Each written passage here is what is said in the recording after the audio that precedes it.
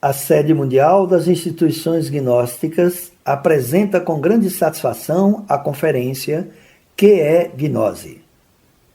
A história da gnose é tão antiga como a humanidade. A etimologia grega da palavra gnose significa conhecimento.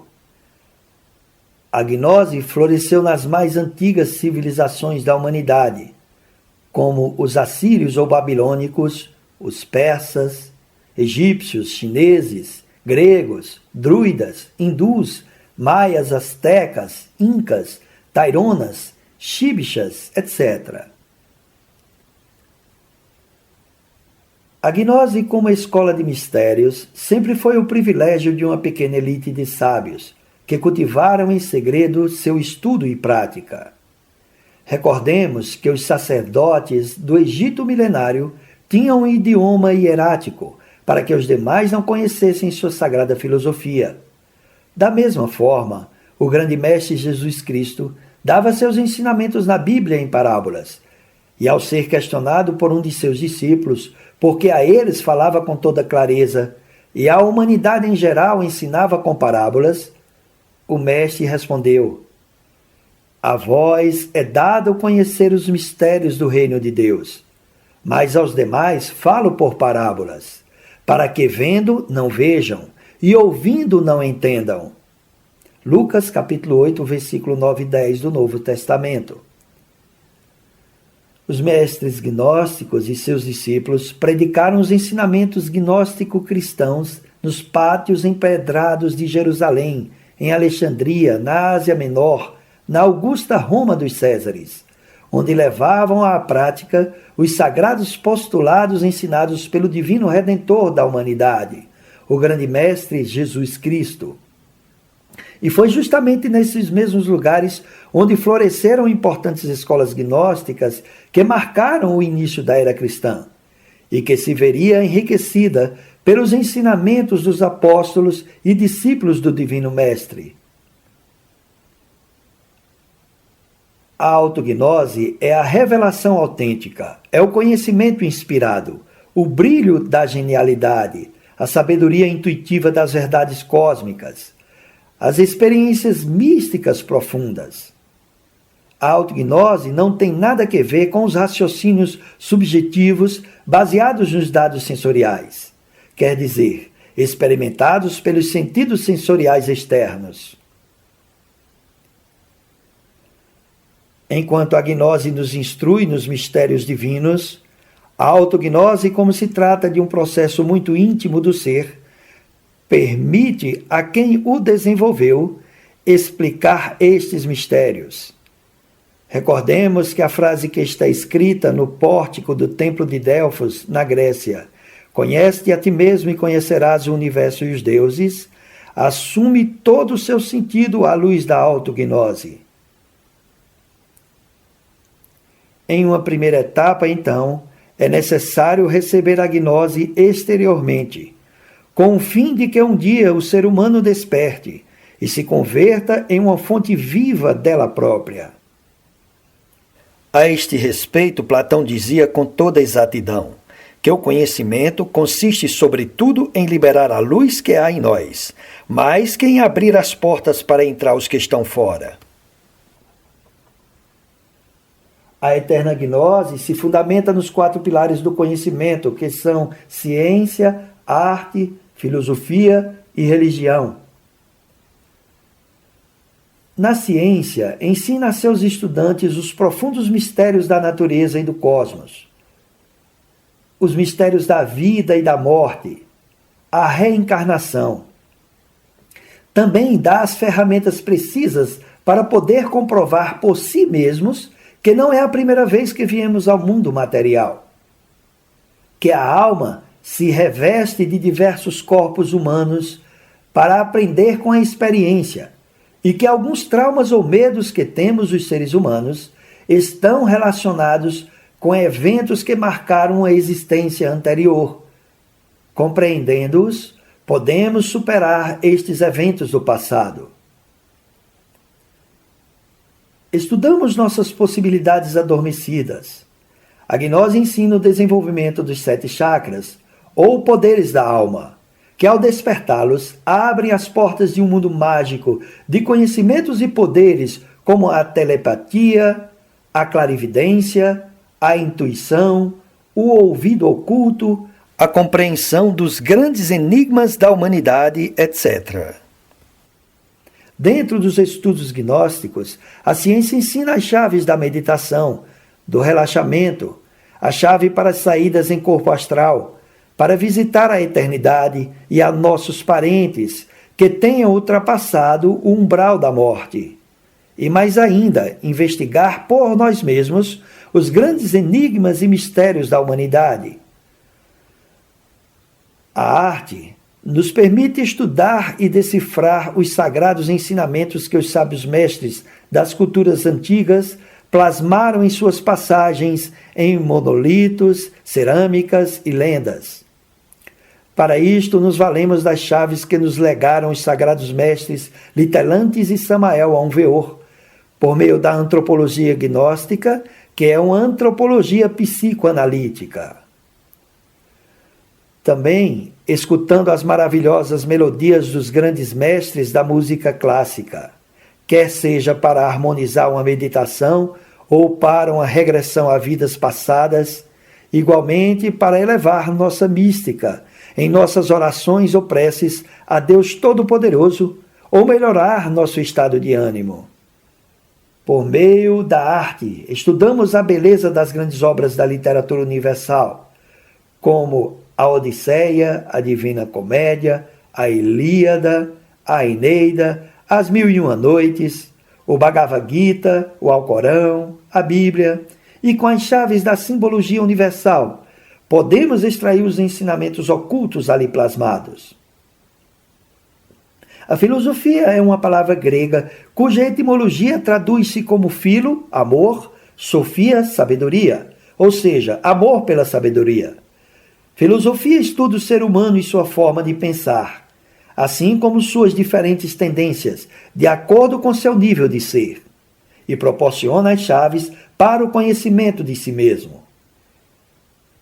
Com a ajuda da filosofia, a eterna gnose nos ensina as chaves para estudar a raiz de nossos defeitos de caráter, hábitos ou traumas, que são a causa de todos os nossos temores, sofrimentos e aflições da vida. Aprendemos a conhecer a origem dos nossos pensamentos, a raiz dos nossos defeitos de caráter e como eliminá-los para desenvolver as virtudes da alma, que serão as bases para a mudança positiva em nossa vida. Se nós observamos, os seres humanos somos muito hábeis para apontar os erros dos demais, mas não podemos ver nossos próprios defeitos. E isto nos impossibilita a realização dos mais desejados projetos de superação pessoal. Recordemos que na Bíblia o grande mestre Jesus Cristo afirmou: "Não olhes a palha no olho alheio, mas a viga que tens nos teus." Em síntese, a filosofia responde às grandes interrogações: quem sou? De onde venho? Para onde vou? A mística ou religião vem da palavra grega religare, cuja etimologia é voltar a unir o homem com seu princípio criador, que é Deus. A mística é a inspiração emocional, moral e estética na busca de Deus, da verdade e da união com o ser divino.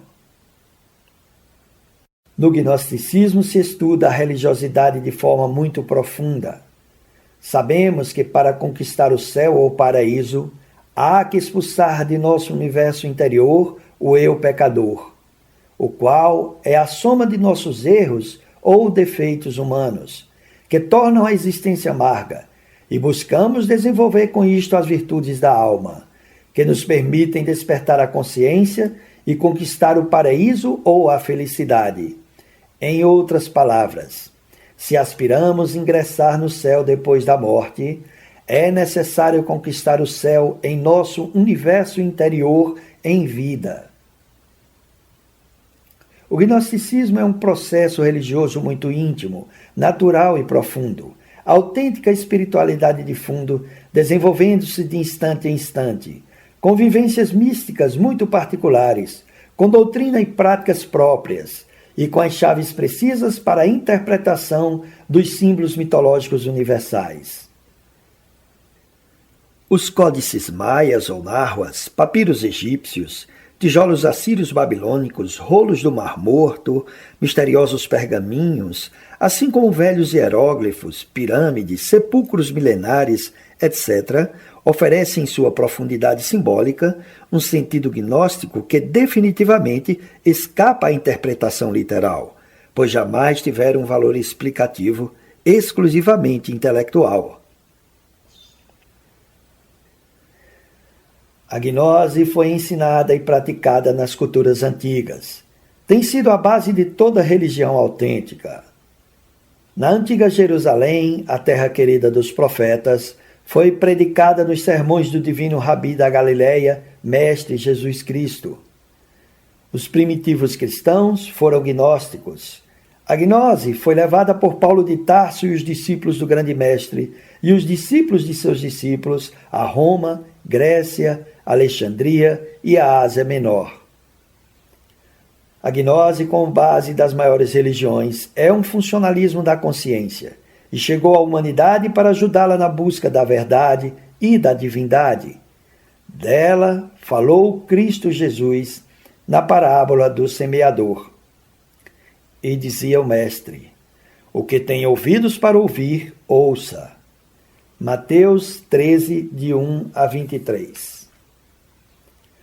A interpretação é que a palavra, ou seja, a gnose, chega como semente às pessoas e cada uma recebe de acordo com a sua forma de ser interior. Uma parte caiu à margem do caminho, vieram as aves e as devoraram.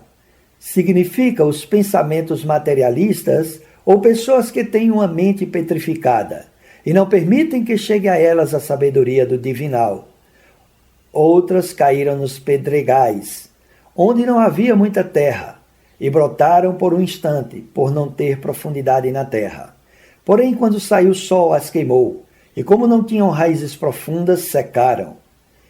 Isto é quando o ensinamento chega a pessoas mitômanas, que imaginam o melhor de si, e cheios de fanatismos extremos, acreditam que encarnar a sabedoria é muito fácil. E em pouco tempo se declaram mestres, restauradores da divina gnose e grandes senhores de sabedoria, sem ter a consciência nem a iniciação correspondente. Por isso, nosso Senhor Jesus Cristo afirmava na Bíblia: cegos, guias de cegos, todos vão cair no abismo. Por isso, nos tempos iniciais do cristianismo, igual aos tempos atuais, têm aparecido os personagens sinistros que, ambicionando conhecer a verdade de uma forma rápida, se afastaram do caminho da gnose e criaram seitas que não têm nada da essência real da gnose, somente o nome que profanam tristemente. Recordemos que na Bíblia o grande mestre de perfeições, o Senhor Jesus Cristo, afirmou: não deis o sagrado aos cachorros, porque o convertem em um monte de esterco. Outra parte da semente caiu entre espinhos, e os espinhos cresceram e as sufocaram. É quando o ensinamento cai em pessoas cheias de conflitos internos, de emaranhados mentais e preconceitos, que sempre estão criticando tudo, que fogem da verdade, e ao não ter a capacidade nem a força de vontade para seguir o caminho da luz, ou para comprovar por si mesmos os mistérios sagrados, convertem-se em detratores e bufões, críticos dos mestres, que lhes deram um ensinamento, zombam do que desconhecem e ridicularizam o que não entendem. Diz na Bíblia: ainda outras caíram sobre boa terra e deram fruto tal como a 100, a 60 e a 30 por um. Estas são pessoas simples, com a mente mais aberta, que possuem a experiência direta da verdade, mediante a prática dos postulados estudados e ensinados pelos mestres da sabedoria. E dá bom fruto a 100, a 60 e a 30:1. O gnosticismo foi sempre conservado em segredo pelo valioso que são seus postulados. Porém, nos momentos em que a humanidade se aproxima dos tempos difíceis, apocalípticos, a gnose aparece publicamente para ensinar o caminho do despertar da consciência e da transformação interior. Nos tempos modernos, para despertar a inquietude espiritual da humanidade, têm vindo grandes mestres como a mestra Helena Petrovna Blavatsky, a grande mártir do século XIX, cuja missão foi convencer aos incrédulos. Ou como o venerável mestre Viracocha, que em seu livro A Igreja Gnóstica afirma: gnose, em consequência, vem a ser como um conhecimento mais fundo e ao mesmo tempo mais profundo de todas as verdades reveladas dentro do campo religioso, vistas à luz dessas duas fontes que se chamam Escritura e Tradição. Segundo o iniciado da Idade Média, a gnose é uma espécie de imediata visão da verdade, em lado oposto ao da sabedoria adquirida pelo estudo. Desde aqui sobressai que o gnóstico seja possuidor de uma revelação clara, precisa e especial das coisas divinas. Os evangelhos gnósticos de Nag Hammadi, chamados assim por terem sido descobertos em 1945 no povoado egípcio com esse nome, que significa em árabe povoado de louvor, foram encontrados com 53 textos divididos em 13 códices, datados do século IV, escritos em cópito saídico. Os eruditos consideram que seus originais, de onde foram transcritos, provêm dos séculos II e III. Estes evangelhos vieram a produzir com grande assombro dos estudiosos uma nova maneira de ver o cristianismo primitivo, especialmente quanto à revalorização do cristianismo gnóstico pelos mais destacados historiadores da religião. Curiosamente, em muitos deles aparece o Sagrado Mestre Jesus Cristo ressuscitado, dando ensinamentos a seus discípulos. E, além disso, a figura feminina é exaltada, como no Evangelho de Maria Madalena, fato que pode ter incomodado aos padres da Igreja Ortodoxa, particularmente São Jerônimo, autor da Vulgata, a Bíblia hebraica e o Novo Testamento traduzidos em latim vulgar, o qual qualificou alguns destes evangelhos como apócrifos, que vem do grego apócrifos, oculto, secreto, vocábulo que a partir de então começou a mudar sua semântica para o que atualmente tem o sentido de suposto ou falso.